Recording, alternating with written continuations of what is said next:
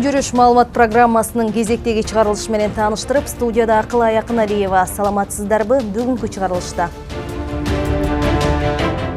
КТ Мобайлдын айланасында түзүлгөн жагдайга премьер-министрдин шалакылыгы себеп. Бул тууралуу аталган компаниянын айланасында түзүлгөн депутаттык комиссиянын мүчөлөрү билдиришти. Дешевый пиарды не деген сөз ал? Дешевый пиар.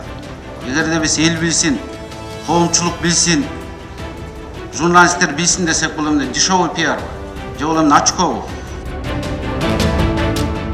Башталганына 2 жылдан ашса да Кара Балта Бишкек унаа жолунун курулушу мөөнөтүнөн артта калууда. Булар кичине графиктен мурунку башталганда 12-17 жыл башталган курулуш кичине кечиктирип кетип атат. Коомдук жайларда балалуу энелер үчүн канчалык шарттар түзүлгөн? Бизде көптөгөн ишканалар, ошол эле эс алуучу жайлар балдарга керектүү шарттарды түзүп бербейт.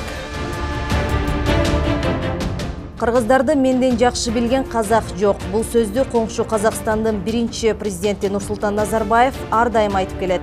Бирок казак лидерин Кыргызстанда жакшы тааныган, ар тараптуу билген ким бар? Назарбаевдин жүрөгүн багындырган кыргыз кызы тууралуу бүгүнкү чыгарылышта. Анекдот очень много рассказывал. Былицы, не былицы, он мог голову заморочить его девушке.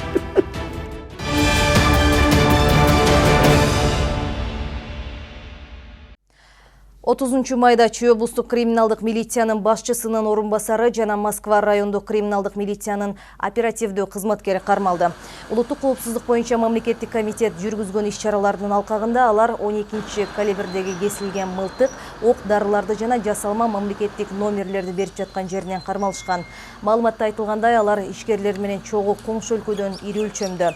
Бул жол менен 5 миллион доллар акча каражатын мыйзамсыз ташыган адамдарга кол салмакчы болушкан. Учурда бул иш сотко чейинки териштирүү алкагында кылмыштардын жана жоруктардын бирдиктүү реестрине катталды. Кармалгандар УКМКнын убактылуу кармоочу жайына киргизилди. Бишкек шаардык соту бүгүн Бишкек жылуулук электр борборундагы кырсык боюнча ишти карап, айыпталып жаткан 7 адамдын ичинен 4-өөнү сот залынан бошотту. Электр станциялары ишканасынын жетекчисинин мурунку орун басары Кенжебек Боркоев 3 жылдык сыноо мөөнөтү менен 7,5 жылга шарттуу түрдө эркинен ажыратылды. Мындан тышкары ал мамлекеттин пайдасына 300 000 сом айыппул төлөйт. Бул тууралуу аталган иш боюнча айыпталып жаткандардын адвокаты Учкун Каримов билдирди. Ошондой эле Улуттук энерго холдинг ишканасынын төрагасынын мурунку орун басары Нурлан Садыков менен Бишкек жылуулук электр борборунун мурдагы техникалык инженери Нургазы Курманбеков 220 000 сомдон айыппул төлөөгө милдеттендирилди. Бишкек ЖЭБинин жетекчисинин мурдагы орун басары Нурлан Өмүркулуу уулу сот чечими менен 300 000 сом айып төлөй турган болду. Булардын баары сот залынан бошотулушту. Алар өздөрүнө тагылган айыпты мойнуна алып, тергөө менен кызматташууга макулдук беришкен.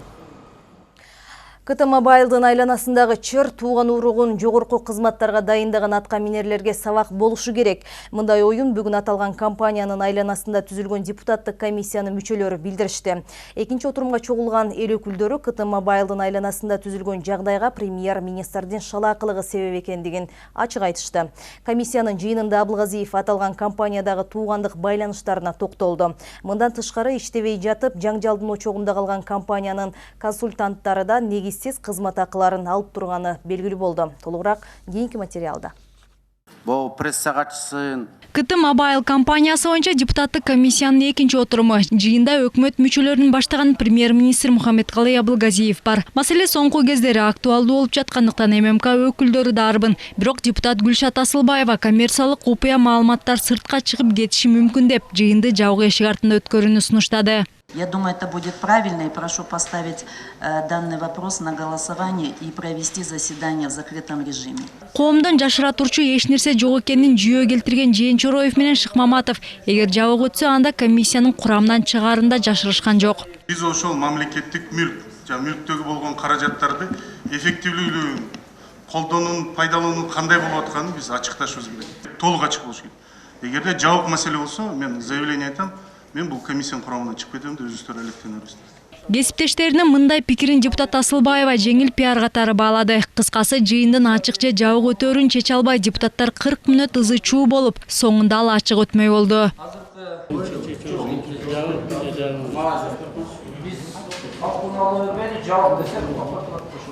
Мындай талаш тартышты жараткан жыйынга себеп болуп жаткан КТ Мобайлдын тарыхы 2002 жылга барып такалат. Кыргыз Телекомдун туунду компаниясы катары түптөлгөн. Бирок анын түптөлгөнүнө 17 жыл болгонуна карабай ишкана 1 сомдо киреше тапкан эмес. Жетекчисин 9 жолу алмаштырыптыр. Аны өткөн жылы кайра жандандырып, Кыргыз Телекомду күчтөндүрүү чечими кабыл алынган. План боюнча 11 жылда толук бутуна турмак. Жарым жылдай мурдараак Альфа Телеком менен келишим түзүп, ага Мегаком өнөктөшүнө 345 миллион сом төлөп бермек. Бирок КТ Мобайл виртуалдык эмес, өз алдынча оператор болуп иштөө талабын коюп, эки компаниянын ортосунда келишпестик пайда болгон. Анан алар иштей баштаганда, алар башка договордо көрсөтүлбөгөн нерселерди талап кыла баштаган. Бул виртуалдуу оператор эмес, а полноценный 4-чү сотовый компания түзүлөт деп. Ошондон биз келишпестиктер чыкты. 86 миллион доллар биздин биринчи келишим боюнча андай расход болбойт эле. Депутаттардын суроосуна жооп берип жатып, Жамангулов Иманкадыр Рысалиев менен жарашканын да четке какты. Анда эч кандай нерсе болгон эмес. Мен ал киши менен комиссиядан кийин дагы сүйлөшкөн да жокмун, жолуккан да жокмун. РППга сиздерден комиссиянын жетекчисин Курманкул Токторалиевичтин каты менен башкы прокуратура иш козгоптур, РППга киргизиптир. Заявление жазасың беди, мен заявление жазбай эле коеюн. РППда официалдуу түрдө иш козголгондон кийин деп мен заявлениедан эле баш тарттым. Ал эми КТ Мобайл иштебей жатып 178 миллион сомго карызга батыптыр. Бирок анын айланасында чыккан чырды өкмөт башчы чарбалык иш болчу деп сыпаттады. Бирок өлкө үчүн улуттук байланыш операторун түптөө маанилүү дейт. Ал туугандык байланыштарына токтолуп, Эрназар Иманкадыр уулунун 2-майга чейин КТ Мобайлда иштеп жатканынан кабары жок экендигин айтты. Бардык компанияларды, ошонун ичинде Мегакомду, КТ Мобайлдыкын чогултсак, балдар келди. Ошондо көрдүм. Менин чогулушума келип отуруп калган Эрназар. Чогулуш бүткөндөн кийин чакырып айттым, сен эмне бул жерде жүрөсүң деп. Ал айтты, ушундай Мегакомдо иштеп атам деп. Ким болуп иштеп атасың сураган деле жок. Баягы Германиядагы Берлинский технический университет бүткөн балдар иштеп жүрүшсө керек депчи. Бирок эл өкүлдөрү компаниянын айланасындагы тууганчылык маселеде премьер-министрдин моралдык жоопкерчилиги бар экенин эскертишти. Бул жанагындай опорный Мегаком менен биргелешип иштеш керек деген эрежени бирөө жок деп атабы? Баарыбыз айтып атабыз да, КТ Мобайл иштеш керек. Кеп ошондо аны бирөө жокко чыгарган жок да.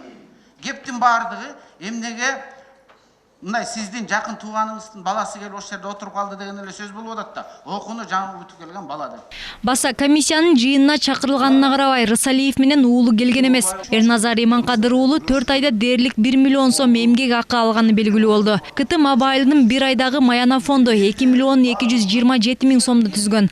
Ар бир кварталда кызматкерлерге сый акы төлөнгөн. Эсептөө палатасынын маалыматында консультациялык чыгымдарга 587 миң сом жумшалган. Кызыгы бул кызматты компаниянын кызматкерлери өзү көрсөтүп, кошумча акы алып турган. Айтсаңыздар, ушу КТ Мобайлдын азыркы жетекчиси мурдагысы жок экен, эмне үчүн консультативный услугига 1 миллион 171 сом кетиресиздер дагы, бирок мыйзам бузуу менен кетирдиңер да. Тендер өткөзгөн жоксуңар. Бүт ошо каражаттардын бардыгы ошо консультационный услуги деп кеттиптир. Ошонун негизинде ушул 7 кишиге төлөнүп берген. Орто эсепте 587 миң сом төлөнүптүр. Бул мыйзам бузуу деп эсептелет. Себеби закон боюнча, госзакон боюнча сиздер тендер өткөзүңүздөр керек эле. КТ Мобайлдын жаңы жетекчилиги менен Мегаком кайрадан мунасага келип, буга чейин түзүлгөн келишим боюнча иштешүүнү чечишкен. Жаңы виртуалдык оператор 2 айда ишке кириши мүмкүн. Бирок эл өкүлдөрү эки тарап юридикалык милдеттерин аныктап алуусу зарыл деген пикирлерин айтышты. Жаңы ишкананын ишмердүүлүгүн башкы прокуратура иликтеши да ыктымал. Мындай сунушту берген депутаттар КТ Мобайлдын айланасындагы чыр тууган уругун жогорку кызматтарга дайындаган бийликке сабак болушу керек дейт. Шынара Нурсеитова, Эрмек Райымбеков, Нью ТВ.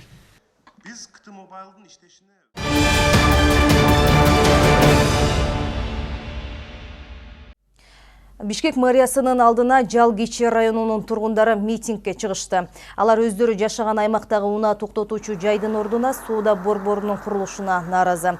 Тагыраагы аталган жер тургундарга таандык. Бири бул жер тилкесин $500, айрымдары $1000 сатып алса, дагы башкасына ата-бабасынан калган мурас. Эми бул жерди алуу үчүн жергиликтүү бийлик жашоочулардын ар бирине $200 төлөп берүүнү убадалаган. Бирок тургундар кеминде $1000 төлөп берүүнү талап кылышууда.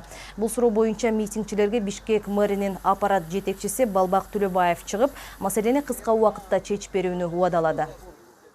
Бизде 1972 жылкы 2-3 постановление ошол мезгилдеги ошонун чечимдери бар бизде. Ал жерде срок указывать этилген эмес. Кийинки 2005 жылдары 1-2 кагазтан алып чыга алдык. Ал жерде мэриянын отпискасы бар экен, что биз ошол мезгилде чыккан токтомдор бессрочный болуп эсептелет деп. Анткени срок указывать этилген эмес 72 жылы. Ошол себептен биз толук кандуу жердин эзибиз деп отурсак, вот параллельно көп компаниялар чыгып атат. Бүгүн бул көйгөйдү биринчи жолу уктум мен. Азыр биз вице-мэр Алымкулов куратор, ошонун негизинде биз бул иштерди дагы бир сыйра карап чыгабыз. Карап чыгып бул кишилер менен кайра дагы бир жолу жолугабыз. Анан отуруп бир чечимге келебиз. Эгер бул биздин жер болсо, Бишкек шаарынын, анда отуруп кандайдыр бир чечим чыгарабыз. Азыр көйгөйдүн мындай биринчи жолу ушундай көйгөй бар экенин азыр ушул жерден көрдүм. Ошон үчүн бул кишилер үйлөрүнө бара берсин, мына бир кишисин берди. Ошо киши менен адвокаттар менен чогуу отуруп иштейбиз.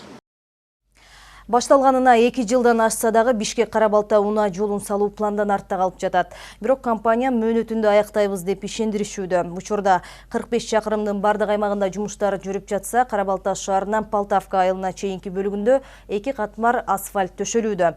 Калган Москва, Сокулук, Жайыл райондорунда көпүрөлөр жана жер алдынан өтүүчү өтмөктөрдү куруу үчүн жолдун бир тарабы казылган. Мындай көрүнүштөн улам айдоочуларга ыңгайсыздык жаралып, каттамда жүрүүсүн кечеңдетүүдө. Темага кенен Шаршенбеков токтолот. Бишкек Ош унаа жолунун 56-57 чакырымдары тагыраагы Ново-Николаевка айылынын ичи. Учурда бул жерде өзүңүздөр көрүп жаткандай асфальт төшөө жумуштары жүрүп жаткан учуру. Төшөлүп жаткан асфальттын жалпы калыңдыгы 23 см, негизинен 3 катмар төшөлөт. Анын экөөсү 9 см болсо, 3-чү катмары 5 см. Жол салуу жумуштары башталганы 2 жылдан өтсө да, бул тилкеде эми-араң асфальт басыла баштады. Буга чейин эскисин сыйрып, жаңысын, жолдун алдына ком шагыл төшөөгө келгенде жер алды менен өткөн электр жана байланыш линиялары, суу алып өтүүчү трубалар чыгып, аны жөнгө салуу убакытты алган. Ошондой эле жергиликтүү тургундар көпүрө жана жер алды менен өтүүчү өтмөктөргө керектелүүчү материалдын ашканын башка жака колдонууга каршы чыгышкан. 2017年的时候，整个天气不是很好。 Ооба, буга чейин бузулуп турган турак жайларга уда, жолду таптоо учурунда үйлөрдө жаракалар пайда болгон айтып, тургундар да министрликке даттанган. Маселени чечип жөнгө салмайынча Азия өнүктүрүү банкы каржылоону токтоткон. Биз атайын жумушчу топ түзүү иликтеп чыктык. Жыйынтыгында жаракка кеткен турак жайлар башында эле сапатсыз салынган, эскилиги дагы жеткен. 开始到现在，我们整个项目的进展已经有很大的好转了。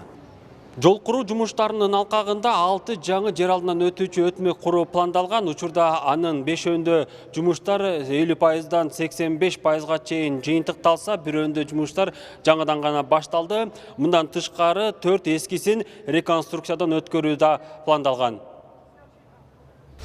Мындай жер алдынан өтүүчү өтмөктөргө удай эле 5 канал, дарыялардагы көпүрөлөр дагы жаңыланууда. Бир тараптуу жолду жаап жумуштар жүрүп жатканы менен айдоочуларга ыңгайсыздык жаратууда. Ансыз да тыгындын ордосу болгон каттамда жүрүү ого бетер кыйындады. Компания өкүлдөрү болсо планга жетиш үчүн аргасыз ушундай кадам жасалып жатканын, айдоочуларга муну түшүнүү менен кабыл алууну өтүнөт. Жалпысынан айтканда 2 эже десе болот. 2 эже эми берде сапатын теңештирип болбойт. Улам бүткөндө ар бир өзүнүн нормасы менен же 100 метрден, же 50 метрден тест алынат. Ал барып туруп лабораторияда сыналат.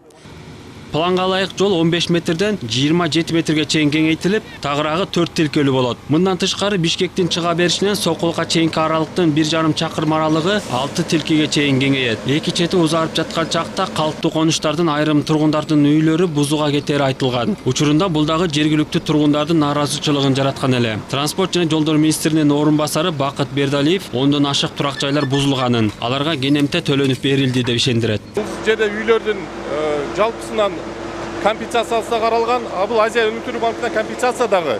Бул жерде социалдык маселелер да каралган. Полностью социалдык маселелер боюнча бүгүнкү күндө чечилди. Компенсациялар төлөндү. Жашоочулар менен ортодогу жагдайлар, байланыш, энергетика жана көпүрөлөр сыяктуу көйгөйлөрдөн жумуштар кечеңдөөдө. Бул жерде элге түшүндүрүү иштери жүргүзүлбөгөндүгү үчүн жергиликтүү бийликтин күнөөсү бар. Дүйшөн Шаршембеков, Алтынбек Сакиев, New TV. Жүргүнчүлөрдү ташуучу Бишкек Карабалта каттамындагы поезд бир күнгө убактылуу токтотулат. Бул Карабалта РЗД 141 темир жолу тилкесиндеги ремонт иштерине байланыштуу болуп жатканын Кыргыз темир жол ишканасынын басма сөз кызматы маалымдады. 2-июндан тартып аталган поезд каттамы белгиленген график боюнча каттоосун улантат.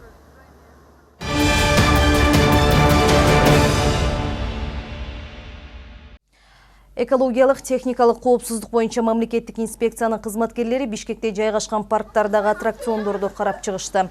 Текшерүү иштери Панфилов атындагы сейилбактан башталды. Парктын директорунун айтымында учурда сейилбактын аймагында 2005 жылдан бери ремонттон өтө элек 2 аттракцион бар.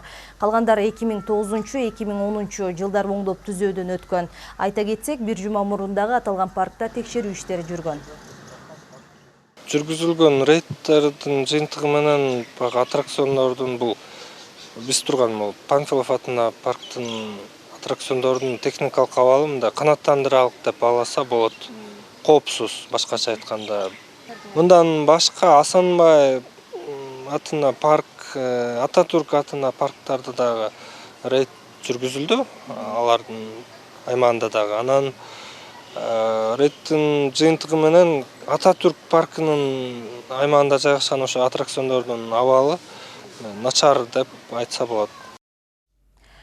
Балалуу энелер бош убактыларын өздөрү каалагандай өткөрө алышпайт, үйдөн чыкпагандыктан депрессияга да тушугушат. Мындан улам дос бала долбоору старт алууда, анда кафе, ресторандарда, башка коомдук жайларда балдар аянтчаларын уюштуруу боюнча иш алып барат. Оюн аянтчаларынан сырткары өспүрүмдөр үчүн тамак аштардын менюсу дааратканага чейин киргизүү сунушталат. Бул бизнес тармагы үчүн кошумча киреш алып келет. Учурда өлкөдө балалуу энелер үчүн эл көп топтолгон жерлерде кандай шарттар каралууда? Дүйшөн Шаршембеков билип көргөн. Кыргызстанда коомдук жайларда балдар үчүн шарттар такыр эле түзүлгөн эмес. Ошол эле кафе, ресторандарда. Мындай шарттын жоктугу балалуу энелер үчүн кыйынчылык туудурат. Үйдөн алыс чыга албагандыктан депрессияга кабылып, психологиялык жактан запкы чегет. Мамлекеттик кызмат алууда мекемеге барганда кыйынчылыкка кептелип, бул жаатта коомчулуктун дагы көз карашы түз эмес. Тамактануучу, мамлекеттик кызмат көрсөткөн жайларда балдар үчүн шарттарды түзүү учур талабы. Бүгүнкү күндө кафе, ресторандарда, деги эле коомдук жайларда мындай балдар ойноочу аянтчанын болушу бир четинен энелер үчүн өтө ыңгайлуу болсо, экинчи жагынан балдардын ар тармактан өнүгүшүнө өбөлгө болмок. Талапка ылайык ар бир эле топтолгон жерлерде балдар үчүн оюн аянтчалары болуусу кажет. Тамактануучу жайларда болсо өзүнчө меню даярдалуу менен даараткана болушу шарт. Күн жылыган учурда эшикте ойнош үчүн сыртта да шарттар каралышы зарыл. Азыр көпчүлүк энелер балдарын оюн аянтчасына коюп, тынч тамактанууну каалашкандыктан жогорудагыдай шарты бар жерлерди тандашат. Бул кафе, ресторандар үчүн кошумча киреш алып келбесе, зыяны деле жок. Ну, во-первых, мы живем рядом. Биринчи кезекте мен бул тамактануучу жайга чукул жашайм. Тамактары да абдан даамдуу. Бул жакта балдар аянтчасы, аны карай турган тарбиячыларынан бери бар. Биздей балалуулар үчүн бул абдан маанилүү. Площадка, есть сестренки, так скажем, с ними приходим, они играются, есть детское меню, что немаловажно. Эл аралык уюмдардын изилдөөсүндө Кыргызстанда 2007 жылдан бери төрөлгөн балдардын саны миллиондон ашат. Ошол эле учурда орто эсеп менен алганда бир үй бүлөдө 3 бала тарбияланат. Мурунку советтик өлкөлөргө салыштырып караганда алдыңкы орунда турат десек болот. Андыктан коомдук жайларда балдар үчүн оюн аянтчаларынын болушу өтө маанилүү. Же мисалы үчүн ошол эле развлекательный центр, чоң центрлар. Ал жерде балдарга ылайыкташтырылган, бирок кээ бирлеринде детский менюсу жок. Бала менен басаң кантип алар биз жеген тамакты жебейт. Балалуу энелерге карата эл көп топтолгон жайларда шартты түзүү боюнча дос бала долбоору ишке ашканы турат. Анда жогорудагыдай мүмкүнчүлүктөрдү медициналык жайларда, банк жана аэропорттордо түзүү боюнча сунуштар, кеп-кеңештер берилмекчи. Дүйшөн Шаршембеков, Алтынбек Сакиев, New TV. Бишкек мэриясы 1 июнь эл аралык балдар күнүнө карата бир нече майрамдык иш-чараларды даярдады. Кече муниципалдык администрациянын кызматкерлери кароосуз калган балдардан кабар алып, белектерди тапшырса, эртең саат 10:00 Эмен Сейил багында кичинекей шаар тургундары жана коноктор үчүн Баластан шаардык балдар майрамы өткөрүлөт. Балдар үчүн 50 кызыктуу аянтчалар, кыргыз эстрада жылдыздарынын, балдар чыгармачыл топторунун катышуусунда музыкалык оюн-зоок программалар, мектеп театрлары, окуучулардын гала концерти, балдар көчмөндөр оюндары уюштурулат. Тумар деген бир жакшынакай акция өткөн атат ЮНИСЕФ менен биргелешип. Андан кийин Баластандын кичинекей биз балдардын өлкөсүн ачып берип атабыз. Бул бага Эмен багында, Айтматов атындагы Эмен бакчасында 50дөн ашык кичинекей аянча болот. Бул негизги идеясы чоңдор балдарга эмес, балдарга деген идеяга өткөзүп атабыз. Анан башкача мамиле болуп, балдар бир нече оюн-зоок, ийирмелерди тартуулап, жакшы ийримдер менен иш-чара өтөт. Ошого келип катышып кетиңиздер.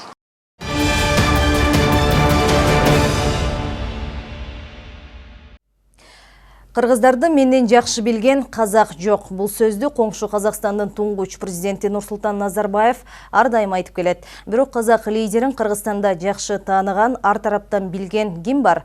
Биздин журналисттер мындай кишини таба алышты. 19 жаштагы жаш Назарбаев тууралуу анын кичи Кемин айылында жашаган алгачкы махабаты Турган Абдыкеримова биздин кабарчыларга маек куруп берди.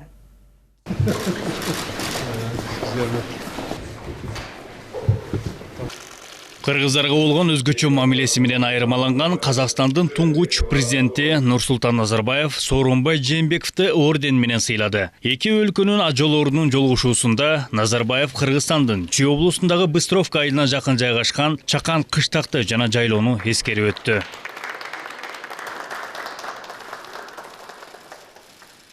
Казакстанда осындай өзгөрүштөр болду. Сол күнү телефон чалып колдадым. Рахмет. Мен де бірінші күннен бастап қолымнан келгенше қолдап келе жатырмын. Әлі де қолдаймын. Жақынбыз, туыспыз бәріміз. Енді менен артық қырғызды білетін қазақ жоқ еді. Мен Алатаудың бер жағында туғанмын. Ағайын туғаным барлығы құда, жекжат Қоңырдың жайлауында жатады, ана Быстровканың жанында қазір кездесіп жүрген. Кыргыздын сырын, жүрөгүн, көңүлүн, мүнөзүн мен барлыгын билем. Сондуктан мен чын жаныммен жакшы көрөм. Казакстан колдайтын болот. Табыстуу болуңуз, жакшы болуңуз. Назарбаевдин сүйүүсү жекеле кыргыз элине арналган эмес. Анын алгачкы махабаты болгон Турган Абдыкеримова дал ушул өрөөндө жашайт. Тагыраагы Кичи Кемин айылында өмүр кечирип келет. Эки жаштын сүйүүсү алыскы 1957 жылы башталган. 60 жыл мурун өткөн кызыктуу күндөрдө Турган апа төмөндөгүчө эскерди. Ал убакта жаш болчубуз, барыбыз курч болчубуз. Жайлоодо болчубуз. Мен анын көзүнө түшүп калсам керек. Жөн эле ар кайсы сөздөр сүйлөшүп, китептерди талкуулап отуруп эле таанышып калдык. Кийин болсо алар 10 классты бүтүп, Днепродзержинскийге окууга кетишти. Профтех училище экен, горно-металлургический. Тууганыбыз менен аяктан келип, аны бүткөндөн кийин Темиртауга иштеп калды. Ал жерде Темиртауда металлург болуп иштеди. Ушул жерде түшкөн сүрөттөрү, алардын баардыгы кийин көрүндү да. Ал жердеги көргөн кыйынчылыктары, ошолордун баардыгын жазган каттары бар болчу. 19 жаштагы медициналык окуу жайынын студентинин жүрөгүн Нурсултан Назарбаев казак жана кыргыз тилиндеги ырлар менен багындырууга аракет кылган. Анда жаш сүйүшкөндөр бири-бирин оңой эле түшүнүшкөн. Турган апанын айтымында күчкө толуп турган гүлгүн курактагы Назарбаев ал кезде каалаган бийкештин жүрөгүнөн түнөк таба алмак. Бирок анын жүрөгү Турган деп соккон экен. Общежитияга келди, бир чоң кучак сиреневый хризантема көтөрүп келген. Андай гүлдү мен ага чейин андан кийин да алган жокмун. Ошол убакта ошондой сирен эгерде көчөтү болсо алып келип тийип коет элем, бирок мага попадать эткен жок да. Такие красивый. Ошол анан подаркаларды алып келиптир. Карагандадан келди. эмне белектерди алып келиптир? Кофталарды алып келди. 2 жемпер алып келди шиштин. Ошол убакта колготки деген бизде дефицит болчу да. Редко когда кто одевал дегендей. Ошондо мага колготки ала келиптир. Анан мен ошол ушунчалык таң калгам да. Сезимдерин келгенде мага ырдап берчи. Аябай жакшы ырдачу. Бул окуянын аягы жомоктогудай бактылуу болгон жок. Турган апанын атасы 2 жаштын бирге болуусуна караманча каршы чыгып, туңгуч кызын казакка берүүдөн баш тарткан. Бирок Турган апа бул өткөндөргө эч өкүнбөйт. Анткени экөө тең турмушта өз жолун таба алышты. Учурда 2 баланын апасы жана бир канча неберенин чоң энеси болду. Турган апа быйыл 79 жашта. Ал эми Нурсултан Назарбаев андан бир канча айга улуу. Кайрат Кенжебаев, Гүлчөрө Казымбеков, New TV.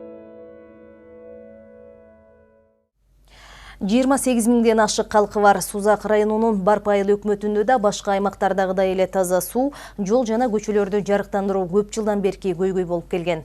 Быйыл аймактарды өнүктүрүү жана санариптештирүү жылынын алкагында айыл өкмөтү аталган маселелерди чечүүнүн жолун издеп, бир катар иш-аракеттерди жүргүзүүдө. Быйыл 70 миллион сомду түзгөн долбоор жазылып, Бек Мойнок, Төбө, Жаргыштак айылдары ичүүчү таза суу менен камсыз болгону турат. Барпы айыл аймагындагы жетишкендиктер тууралуу кабарчыбыз айтып берет. Жалал-Абад шаарына чектеш жайгашкан Барпы айыл аймагында өндүрүштүк ишканалар ачылып, элди жумуш менен камсыз кылуу жолго коюлууда. Аталган аймакта 7 чоң кирпич чыгаруучу завод бар. Алардын ар биринде жок эле дегенде 70-80 киши эмгектенет. Завод калкты жумуш менен эле камсыз кылып тим болбостон жергиликтүү казынага салык төлөйт. 80 адам жумушка иштейт азыр. 70-80% жергиликтүү элдер. Атайын ушундай автобус эртемен апарып алып келип турат. Бул жерде жатып иштегендер бар, Токтогулдан бар, Кызылкаядан бар. Күн жылуу болсо көп чыгат. Күн жаан-чачын болсо чыгара албайбыз биз.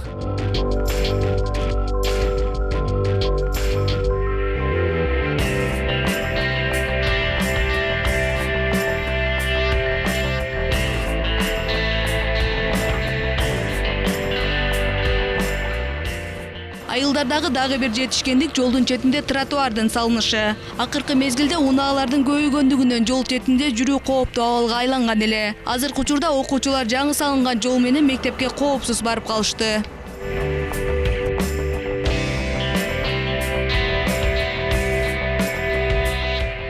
Тротуар маселеси болчу да бизде. Алыскы айылдарыбызда тротуар маселеси өтө зарыл болуп турган. Окуучуларыбыз мектепке жолдун жээги менен эмес, асфальт менен басып калышкан да. Барпы айыл өкмөтүндө мен ушу алыскы айылдарыбызга тротуар жок жерлерге биринчи тротуарды куруп баштадым десем жаңылышпайм да. Барпы айыл өкмөтүнө 2 жылдын ичинде ири суммадагы инвестиция тартылып, жалпы сметалык баасы 85 миллион сомду түзгөн мектеп курулган. Ал жерде ата-энеси жок өспүрүмдөргө жатакана берилип, тамак аш менен камсыз болушат.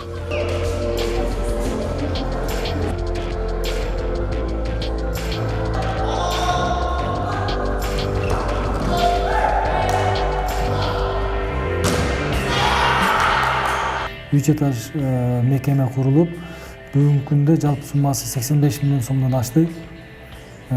Бул жерде негизинен баягы булар басымды жетим балдарга бекер окутушат. Жатаканасы бекер, тамак ашы бекер. 40 бала азыр тарбияланууда буларда. Андан сырткары биздин айылдын тургундары балдарын берет, сапаттуу билим менен тейлейт, анын шарттары жакшы да. Ошон үчүн бүгүнкү күндө суроо талап ал мектепке өтө чоң. 19 айылдан түзүлгөн Барпы айылдык аймагында 12 мектеп, 5 бала бакча жана 4 ФАП бар. Айыл эли мал чарбачылык жана дыйканчылык менен алектенишет. Айыл өкмөттүн казынасы 2017 жылы 14 миллион сом болсо, 2 жыл ичинде 35 миллион сомдон ашкан.